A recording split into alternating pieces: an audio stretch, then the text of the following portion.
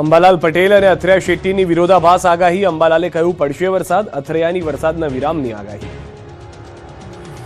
ગુજરાતમાં વરસાદને લઈને બે અલગ અલગ અનુમાન સામે આવ્યા છે. હવામાન નિષ્ણાંત અંબાલાલ પટેલે 8 થી 15 ઓગસ્ટ દરમિયાન રાજ્યમાં ભારે વરસાદની શક્યતા વ્યક્ત કરી છે, જ્યારે હવામાન વિશ્લેષક અથરિયા શેટ્ટીનું માનવું છે કે હજુ કેટલાક દિવસો સુધી મોન્સૂન નબળું રહેશે.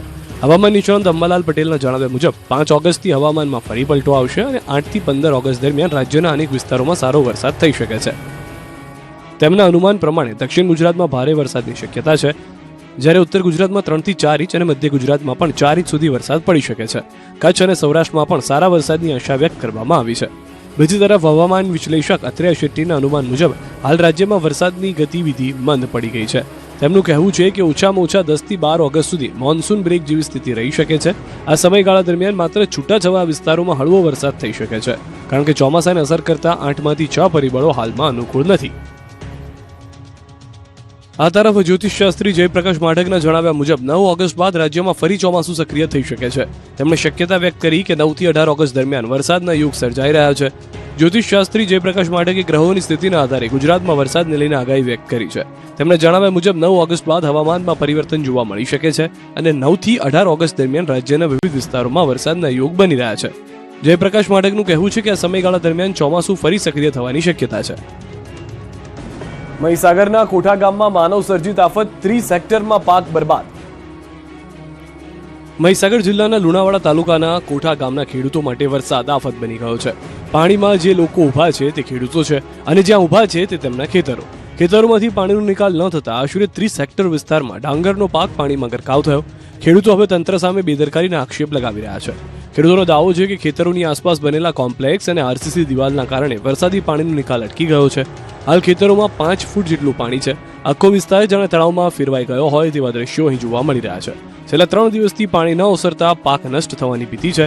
ખેડૂતોનો દાવો છે કે કોમ્પ્લેક્સનું નિર્માણ શરૂ થઈ ગયું ત્યારે જ પાણીના નિકાલ અંગે રજૂઆત કરવામાં આવી હતી, પરંતુ યોગ્ય વ્યવસ્થા કરવામાં આવી નહોતી.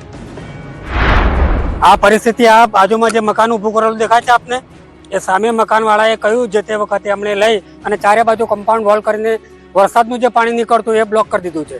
બ્લોક કર્યું એટલે પાણી બધું અંદર ખેતીવાડી જમીનમાં આવ્યું. હવે આ ક્યારે જમીન છે સાહેબ, આની અંદરથી પાણીનો નિકાલ ના થાય તો પાણી ક્યાં જાય? સીધું અંદર જ આવે. ખેડૂતોએ સરપંચથી લઈને કલેક્ટર સુધી અનેક રજૂઆતો કરી હોવાનો દાવો કર્યો છે. હવે જો તાત્કાલિક પાણીના નિકાલની વ્યવસ્થા નહીં કરવામાં આવે તો મુખ્યમંત્રી સુધી રજૂઆત કરવાની ચીમકી પણ ઉચ્ચારી છે. ખેડાના છેવાડાના બામણ ગામથી આવ્યા તારાજીના દ્રશ્યો, હજુ પણ હજારો વીઘા ખેતરો પાણીમાં.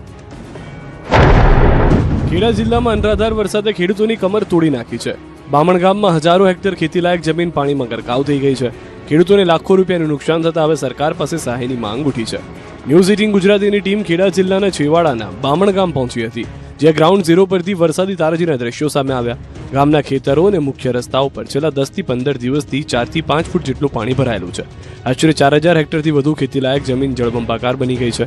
ખેડૂતોના જણાવ્યા મુજબ પ્રથમ વરસાદમાં પાક ધોવાઈ જતા ફરી મોંઘું બિયારણ અને ધરું લાવી ડાંગરની રોપણી કરવામાં આવી હતી, પરંતુ બીજી વખત પણ આખો પાક પાણીમાં ગરકાવ થઈ ગયો છે. વીઘે 10 થી 15,000 રૂપિયાનું નુકસાન છે. હવે ખેડૂતોને શું મરો છે?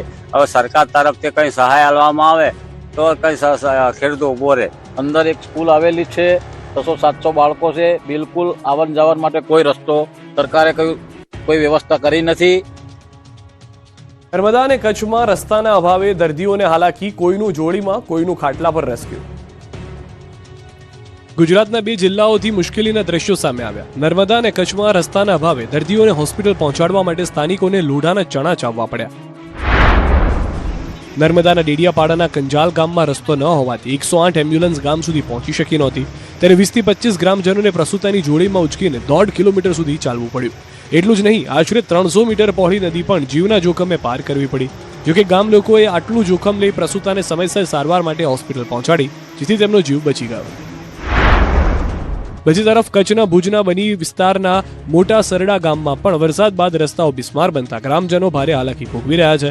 ખરાબ રસ્તાના કારણે એક સગર્ભાને ચાદરમાં ઉંચકીને હોસ્પિટલ લઈ જવી પડી હતી, જ્યારે એક વૃદ્ધ દર્દીને ખાટલા પર બેસાડીને સારવાર માટે પહોંચાડવામાં આવ્યા. સ્થાનિકોનું કહેવું છે કે દર ચોમાસે આવી જ સ્થિતિ સર્જાય છે, છતાં અનેક રજૂઆતો બાદ પણ કાયમી ઉકેલ આવ્યો નથી. જામનગરના કેટલાક ગામોમાં રિસાયો મેઘો, ખેતરોમાં સુકાઈ રહ્યો છે પાક. એક તરફ રાજ્યના અનેક વિસ્તારોમાં મેઘરાજા મહેરબાન બન્યા છે તો બીજી તરફ જામનગર જિલ્લાના કેટલાક ગામોમાં વરસાદની અછત ખેડૂતો માટે ચિંતાનું કારણ બની છે. વરસાદના અભાવે ઊભો પાક સુકાઈ રહ્યો છે. જામનગર જિલ્લાના લીંબુડા સહિતના અનેક ગામોમાં ચોમાસાની સિઝનનો અડધાથી વધુ સમય વીતી ગયો હોવા છતાં માત્ર 2 થી 2.5 ઇંચ જેટલો જ વરસાદ નોંધાયો છે. પૂરતા વરસાદના અભાવે ખેડૂતોને એક જ સિઝનમાં 2 વખત વાવણી કરવાની ફરજ પડી છે. બીજી વખત વાવેલા પાકને પણ પૂરતું પાણી ન મળતા ખેતરોમાં ઊભો પાક સુકાઈ રહ્યો છે. સાથે જ ભૂગર્ભ જળ સ્તર સતત નીચે જતા કુવા અને બોર પણ કોરાકટ બન્યા છે, જેના કારણે સિંચાઈ માટે કોઈ વિકલ્પ બચ્યો નથી. ચોમાસાની સિઝનની અંદર જામનગર જિલ્લાની અંદર બહુ નહીવત વરસાદ થતા અમારી ખેડૂતની હાલત બહુ કફોડી થઈ ગઈ છે. હવામાન વિભાગની વરસાદની આગાહી છતાં નોંધપાત્ર વરસાદ ન વરસતા ખેડૂતોની મહેનત, બિયારણ અને ખેતી પાછળ કરેલો ખર્ચ માથે પડે તેવું છે. હવે ખેડૂતો સરકાર પાસે તાત્કાલિક રાહત પેકેજ અને સહાયની માંગ કરી રહ્યા છે. જો આગામી દિવસોમાં સારો વરસાદ નહીં પડે તો જામનગર જિલ્લામાં ગંભીર કૃષિ સંકટ સર્જાવાની ભીતિ વ્યક્ત કરાઈ રહી છે. તોની ખેતી કરતા ખેડૂતો સંકટમાં, ભાવ ન મળતા ખેતરોમાં જ કરમાઈ રહ્યા છે ફૂલ. રાજકોટ જિલ્લાના ધોરાજીમાં ફૂલોની ખેતી કરતા ખેડૂતો હાલ આર્થિક સંકટમાંથી પસાર થઈ રહ્યા છે. સારી ઉપજ છતાં બજારમાં ભાવ તળિયે પહોંચતા ખેડૂતોને લાખો રૂપિયાનું નુકસાન વેઠવાનો વારો આવ્યો છે. ધોરાજી પંથકમાં ગુલાબ સહિતના વિવિધ ફૂલોની મોટા પાયે ખેતી થાય છે. ખેડૂતોનો દાવો છે કે આ વર્ષે પાક પણ સારો થયો છે, પરંતુ ચોમાસામાં બજારમાં ફૂલોની આવક વધી જતા ભાવમાં મોટો ઘટાડો નોંધાયો છે. પરિણામે ખેડૂતોનો ઉત્પાદન ખર્ચ પણ નીકળતો નથી. પરિસ્થિતિ એવી બની છે કે અનેક ખેડૂતો ફૂલ તોડીને બજારમાં મોકલવાને બદલે ખેતરમાં જ કરમાઈ જવા દેવા મજબૂર બન્યા છે. ખેડૂતોના જણાવ્યા મુજબ 1 વીઘામાં ફૂલોની ખેતી પાછળ આશરે 10,000 રૂપિયાનો ખર્ચ થાય છે. તેમાં રોપા, ખાતર, દવા, સિંચાઈ અને મજૂરીનો ખર્ચ સામેલ છે.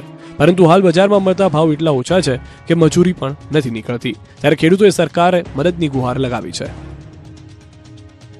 આકાશી આફતની રસોડા સુધી અસર, શાકભાજીના ભાવ આસમાને. સતત વરસાદની અસર હવે સીધી લોકોના રસોડા સુધી પહોંચી છે. અમદાવાદના માર્કેટમાં શાકભાજીની આવક ઘટતા ભાવમાં જંગી વધારો થયો છે. ગવારના ભાવમાં પ્રતિ કિલોએ 40 રૂપિયાનો વધારો નોંધાયો છે. ચોળી અને ગલોટીમાં 25 રૂપિયાનો વધારો નોંધાયો છે. આદુમાં પણ 22 રૂપિયાનો વધારો થયો છે. જ્યારે લીલા શાકભાજીમાં કાકડી, કારેલા, ડુંગળી અને ફુલાવરના ભાવમાં પણ નોંધપાત્ર વધારો નોંધાયો છે. અમદાવાદની માર્કેટમાં શાકભાજીની આવકમાં મોટો ઘટાડો નોંધાતા સ્થાનિક ખેડૂતો પાસેથી આવતો માલ બંધ થઈ ગયો હોવાનું કારણ છે. જ્યારે મહારાષ્ટ્ર, મધ્યપ્રદેશ અને રાજસ્થાનથી આવતો પુરવઠો પણ મોડો પહોંચી રહ્યો છે.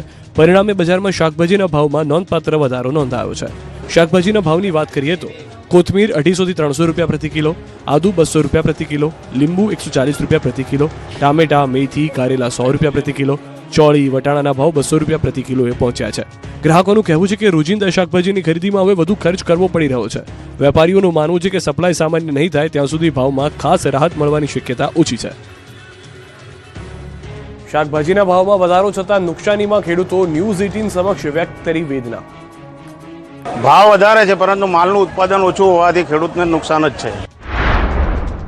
સતત વરસી રહેલા વરસાદે સાબરકાંઠાના શાકભાજી ઉત્પાદક ખેડૂતોની મુશ્કેલીમાં વધારો કર્યો છે. એક તરફ બજારમાં શાકભાજીના ભાવ આસમાને પહોંચ્યા છે, પરંતુ ખેડૂતોને તેનો કોઈ લાભ ન હોવાનો દાવો છે. સાબરકાંઠાના ખેડૂતોની આ વેદના છે. અહીં ભારે વરસાદના કારણે શાકભાજીના ખેતરોમાં પાણી ભરાઈ ગયા. પરિણામે તૈયાર પાક કોહાઈ રહ્યો છે. છોડમાં ફૂલ બેસતા નથી અને રોગચાળો તેમજ ઈયળનો ઉપદ્રવ પણ વધી ગયો છે, જેના કારણે ઉત્પાદન પર ભારે અસર પડી છે. ઉત્પાદન ઘટતા બજારમાં શાકભાજીના ભાવમાં ભારે વધારો થયો, પરંતુ તેનો લાભ ખેડૂતોને મળતો નથી. ખેડૂતોનું કહેવું છે કે ઓછા ઉત્પાદનના કારણે મજૂરી, ખાતર, દવા અને પરિવહનનો ખર્ચ પણ નીકળતો નથી. એટલે મોંઘા ભાવ છતાં ખેડૂતોને નુકસાન જ ભોગવવું પડી રહ્યું છે.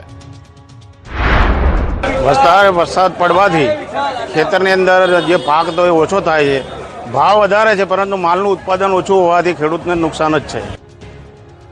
અંબાજી અને સુરતમાં ગમખ્વાર અકસ્માત, સીસીટીવી ફૂટેજ આવ્યા સામે. 2 અલગ અલગ અકસ્માતની ઘટનાઓ સામે આવી. અંબાજીમાં સીએનજી પંપ પર બેકાબુ બનેલી કારે અકસ્માત સર્જ્યો, જેમાં ટેન્કર ચાલકનું મોત થયું. જ્યારે સુરતમાં કાર અને રિક્ષા વચ્ચેની ટક્કરનો સીસીટીવી વિડીયો સામે આવ્યો.